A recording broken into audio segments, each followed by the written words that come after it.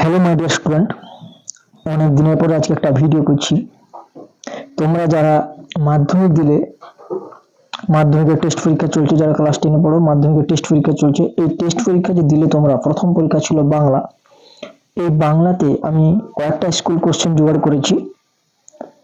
তো আজকে আমরা একটা স্কুল আলোচনা করছি, সমস্ত প্রশ্নের উত্তর আমরা আজকে আলোচনা করব। তো ভিডিওটি বেশি আমি অনেকক্ষণ ধরে করব না, খুব তাড়াতাড়ি যতটা সংক্ষিপ্ত হয় এইভাবে আমি শেষ করবো, শুধুমাত্র এমসিকিউ এবং এসিকিউ আলোচনা করে। তো চলো আজকে আমরা আলোচনা করব মাধ্যমিক টেস্ট এক্সামিনেশন 2025 বেঙ্গলি ক্লাস 10। দেখো প্রথমে কি রয়েছে আমরা দেখে নিই কোশ্চেনগুলো।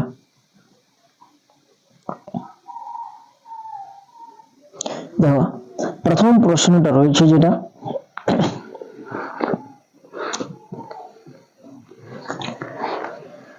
কি রয়েছে দেখো, আশ্চর্য হয়েছি, একটু ভয়ও পেয়েছি।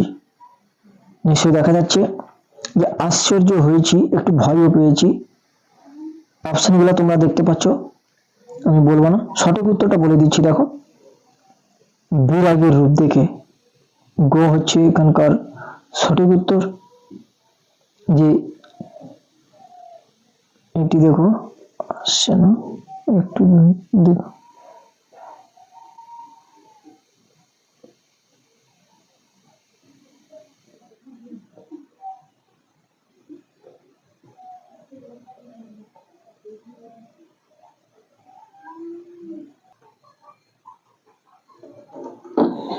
আশ্চর্য হয়েছে যেটা, এটা হচ্ছে বিরাগের রূপ দেখে গো। এরপরে দেখো রয়েছে যেটা, যে আয় আমি তোর সঙ্গে লড়বো, বক্তা কার সঙ্গে লড়তে চেয়েছিলেন? দেখো ঘ, অর্থাৎ কালিয়ার সঙ্গে, সরি এখানে ভুল হলো, কালিয়ার সঙ্গে, এই যে গো হবে, গো হবে সঠিক উত্তর। এটা হবে না, গো হচ্ছে সঠিক উত্তর। এরপরে যে ট্রেনটি নদের চাঁদকে পিছিয়ে দিয়ে চলে গেছিল, যে ট্রেনটি নদের চাঁদকে পিছিয়ে দিয়ে গেল তার নাম হচ্ছে, এখানে দেখে নাও, 7 নম্বর ডাউন প্যাসেঞ্জার ট্রেন, অর্থাৎ ক। এরপরে বাংলা ভাষায় বিজ্ঞান প্রবন্ধটি যে মূল গ্রন্থ থেকে নেওয়া হয়েছে তার নাম হচ্ছে, এখানে দেখো বিচিন্তা রয়েছে, কিন্তু বিচিন্তা, অর্থাৎ উত্তর হবে গ। এরপরে রয়েছে 1-5, যে বৃষ্টিতে ধুয়ে দিল কবির পায়ের দাগ, উত্তর হচ্ছে খ। 1-6, কাল ভয়ঙ্করের বেশি আসে, প্রলয় সুন্দর কুৎসিত বিভীষিকা, এখানে 1-6 হচ্ছে কিন্তু সুন্দর, 1-6 হচ্ছে সুন্দর আসে। 1-7 রয়েছে, দেখো গান বাঁধবে সশ্রূপায়, কে গান বাঁধবে? উত্তর হবে কোকিল। বাঙালি সাংবাদিকদের বাবুকুল ড্রাইভার্স বলতেন কে? Lord Curzon. হিমালয় যেন পৃথিবীর মানদণ্ড, এই উক্তিটি কে করেছেন? হিমালয় যেন পৃথিবীর মানদণ্ড উক্তিটি করেছেন কালিদাস। ব্যুৎপত্তি অনুসারে কারক শব্দটির অর্থ হলো যে করে, অর্থাৎ খ। 1-11, মেবারের পাহাড় লজ্জায় মুখ ঢাকছে, তাক দেওয়া, অর্থাৎ লজ্জায়, এটা হবে লজ্জার দ্বারা, অর্থাৎ করণ কারক। 1-11 হচ্ছে করণ কারক। এরপরে আমরা পরের টপিকে চলে যাব। এই 11-12টা আছে না,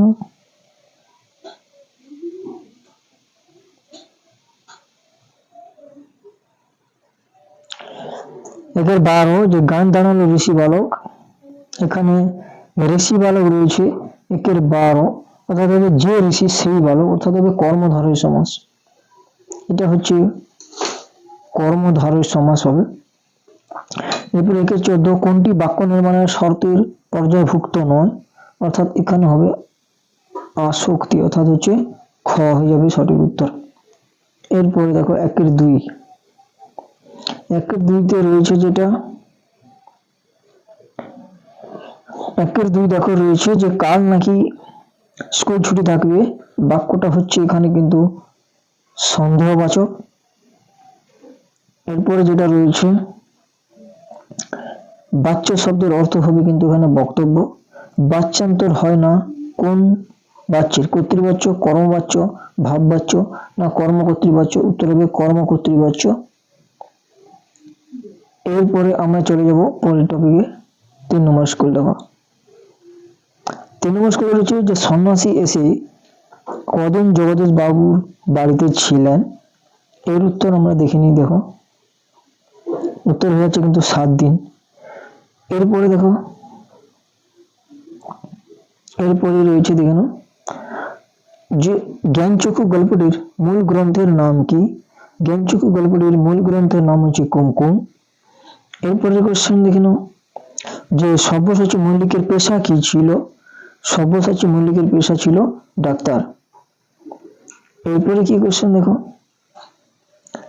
রয়েছে যে নদীর বিদ্রোহের মূল কারণ কি ছিল? নদীর বিদ্রোহের মূল কারণ কি ছিল? দেখো নদীর বক্ষে মানুষের তৈরি ব্রিজের ধারক স্তম্ভ এবং দুপাশের বাঁধ নদীর স্বাভাবিক চলার ছন্দে বাধা দিয়েছে, তাই অবিরাম বৃষ্টির জলে অসীম শক্তি সম্পন্ন নদী বিদ্রোহী হয়ে ওঠে। এরপরে দেখো 2-5 ইসাপের বাবা কোথায় বসে হুঁকো খাচ্ছিল? ইসাপের বাবা কোথায় বসে হুঁকো খাচ্ছিল? দেখো বাড়ির সামনে দাওয়ায় খাটিয়ায় বসে হুঁকো খাচ্ছিল।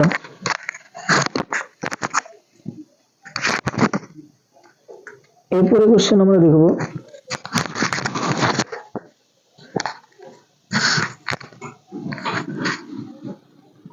এরপরে কোশ্চেন আমরা দেখি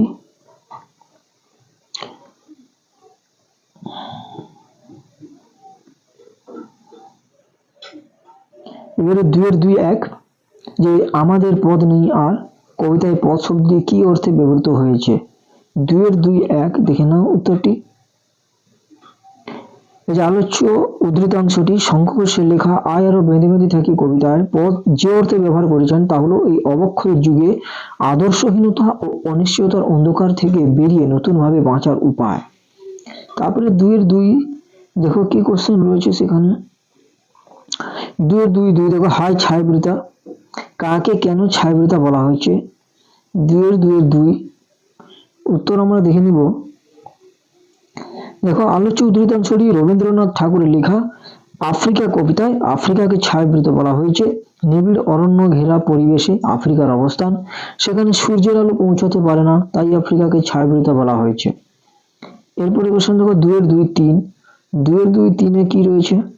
2-2-3 রয়েছে এই তোরে তার আসার সময়। তার বলতে কার আসার সময়ের কথা এখানে বলা হয়েছে? 2-2-3 উত্তরটা দেখে নাও। 2-2-3 যে তার বলতে প্রলয়ঙ্কারীর আসার কথা বলা হয়েছে। পৃথিবীতে যখনই অস্তিত্বের সংকট ঘটেছে তখনই এই প্রলয় রুদ্র রূপে তা নিরসন করেছে। 2-2-4 কি কোশ্চেন? 2-2-4 যে কবিতায় শকুন অথবা চিল কাদের বলা হয়েছে? দেখো কি রয়েছে এখানে উত্তরটা। কবি জয় গোস্বামী তার অস্ত্রের বিরুদ্ধে গান কবিতায় শকুন বা চিল বলতে সুযোগ সন্ধানী, যুদ্ধবাজ, দখলদার, আগ্রাসী, মাংসলোলুপ নরখাদকদের বুঝিয়েছেন। 2-2-5 দেখো 2-2-5 রয়েছে যেটা বেঁধেছ যে দৃঢ় বাঁধে কে পারে খুলিতে সে বাঁধে, এখানে কোন বন্ধনের কথা বলা হয়েছে? 2-2-5 উত্তর কি আমরা একটু জেনে নিব। দেখো ইন্দ্রজিতের হৃদয় জয় করে প্রমীলা যে ভালোবাসার বন্ধনে তাকে বেঁধে রেখেছেন সেই বাঁধনের কথা এখানে বলা হয়েছে। এরপরে কি কোশ্চেন দেখো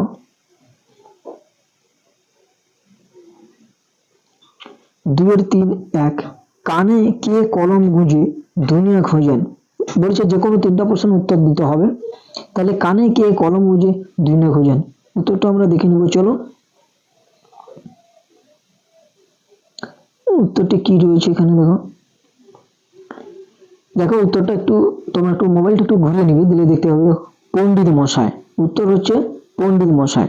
তারপরে দেখো 2-3-2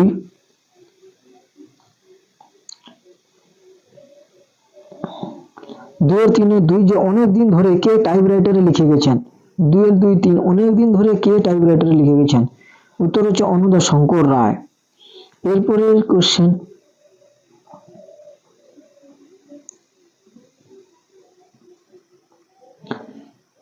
যে বাংলা বৈজ্ঞানিক প্রবন্ধ দিতে একটি দোষ আছে, হ্যাঁ, আরেকটি দোষ, এই কোন দোষের কথা এখানে বলা হয়েছে, কোন দোষের কথা বলা হয়েছে? 2-3 উত্তরটি কি রয়েছে দেখো,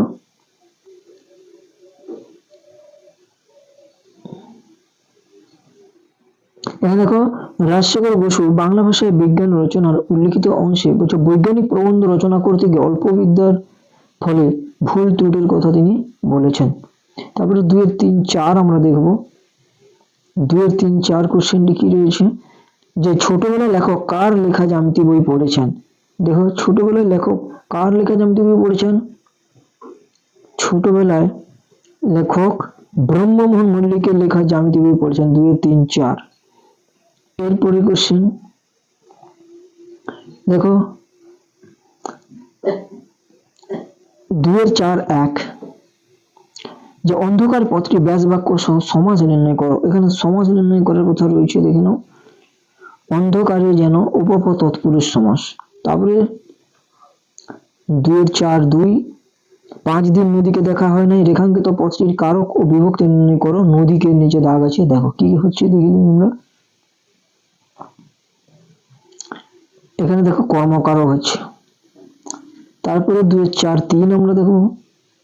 2-4-3, কি ঘুম না ঘুমালো? এখানে ঘুম কিসের উদাহরণ? এইটা আমি করিনি, এটা তোমরা কমেন্ট করে জানাও যে কি হবে এর উত্তরটা, তারপরে আমি বলে দেবো, ঠিক আছে?